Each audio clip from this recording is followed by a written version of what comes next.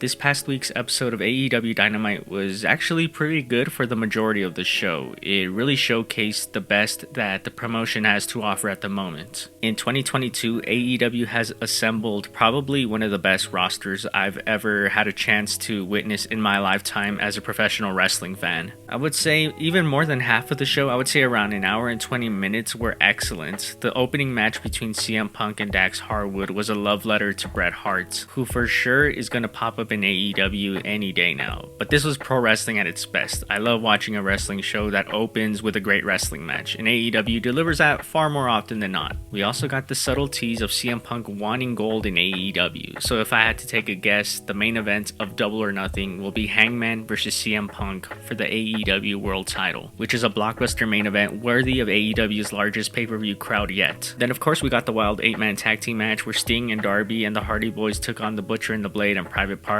and this was as crazy as that Revolution Tornado tag. This was only Jeff Hardy's second match in AEW, and he's already doing one of his vintage ladder spots. This was a train wreck, but in the best way possible. Darby being thrown down a flight of stairs was gnarly, and that's the second time that's happened to him in AEW. It's also crazy to me that Sting is putting on banger after banger in his 60s in AEW after having been retired a few years. This dude just keeps adding to his already legendary legacy, and AEW is using him really well in my opinion. Then we had Jon Moxley and Bryan Danielson accompanied by William Regal taking on the Varsity Blondes. A couple of things about this match: Moxley and Bryan do not miss, and I actually hope they do get the AEW tag team titles, especially now that they have a name for their group. The Blackpool Combat Club is one of the sickest names in wrestling. The possibilities for the Blackpool Combat Club are endless. It seems like they're going to try to recruit some of the younger talents. I mean, they already followed up on the Wheeler Yuta thing with the best friends this week as well. Anyone who's going to associate themselves with these three men are going to immediately be elevated. But the one guy I'm really hoping they do recruit is Lee Moriarty. I think his wrestling style,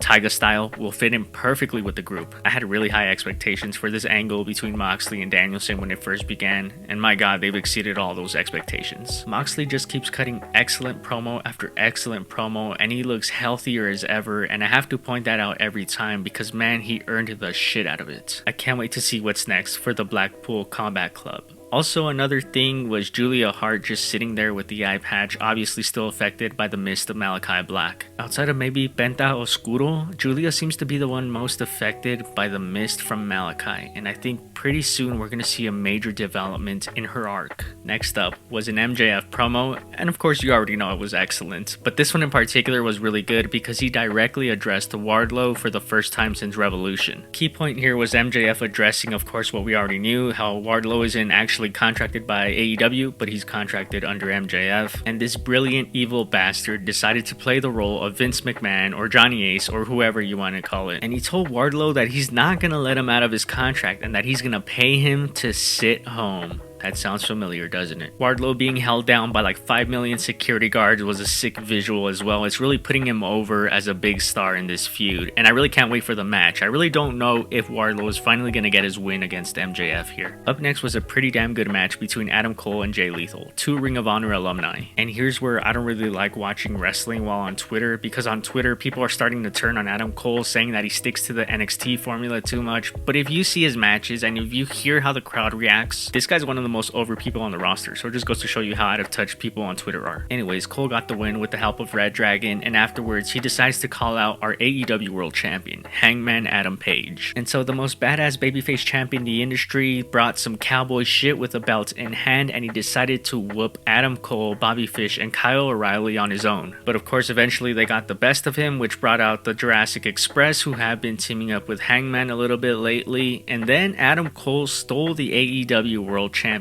That was an interesting development, and we're clearly heading towards Cole versus Hangman number 2, and we don't know where it's going to happen yet, but that should be a great match. Alright, and this is the point in the video where the title of the video starts to make sense. Everything after this point ranged from decent to really bad in my opinion. The Red Velvet Layla Hirsch match was the third in the trilogy, and it was good for what it was. Layla Hirsch picked up the win, playing a heel once again, so she's probably going to get a title shot against Thunder Rosa some point down the line. What I'm more interested in is seeing where they take Chris Statlander and this change of character that she's currently going through. Statlander is far and away one of the best in this division, and I think it's time she gets a serious push.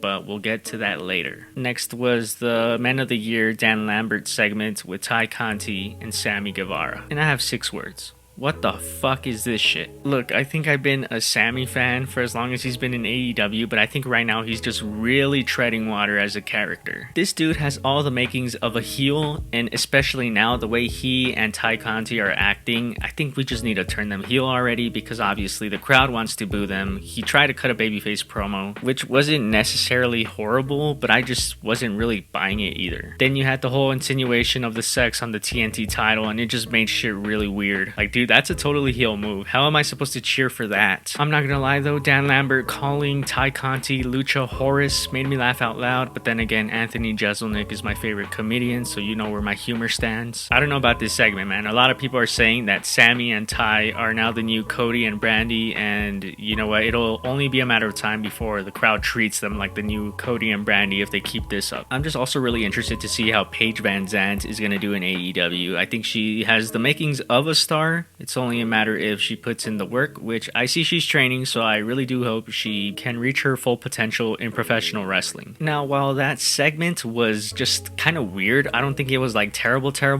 like the segment that came after it. Last week, Thunder Rosa, one of the best women's wrestlers in North America, had her crowning moment. She finally overcame Britt Baker and won the AEW Women's World title. And since we were still in her home state of Texas this week, I thought we would get this nice big celebration, let her cut a babyface promo, let her connect with the audience, and then also find out who her next challenger is. Well, we didn't get a big celebration, we didn't get a big babyface promo, we did find out who her next challenger is, and it was a horrible segment. Thunder Rosa just went on this year-long journey, initially coming into AEW as an outsider, as the NWA Women's Champion, to finally becoming All Elite. She quickly became a crowd favorite amongst the AEW audience. She went through hell and back with Britt Baker, but she was finally able to overcome her in her hometown in San Antonio, Texas, in a cage match. As a Latino, that moment meant a lot to me. But I don't know why I expected AEW to start off her reign with this big, beautiful celebration when Britt Baker started her reign with Big Macs. Dude, the fact that Thunder Rosa didn't even get to cut a promo, which should have been the bare minimum, is pretty awful. But what was even worse was the promo from Vicky Guerrero, which had racist undertones. And then the newly crowned babyface champ was made to look like a fool when Nyla Rose attacked her from behind. I have nothing against Nyla Rose, I just feel like she's always constantly in the title picture, and I guess that just comes with a thin women's division. All I know is that something needs to change with the booking of the women's division. I felt like when Thunder Rosa became champion, they weren't going to have any excuse. They finally had a competent in-ring champion. Yet we're getting our first feud built on a racist promo.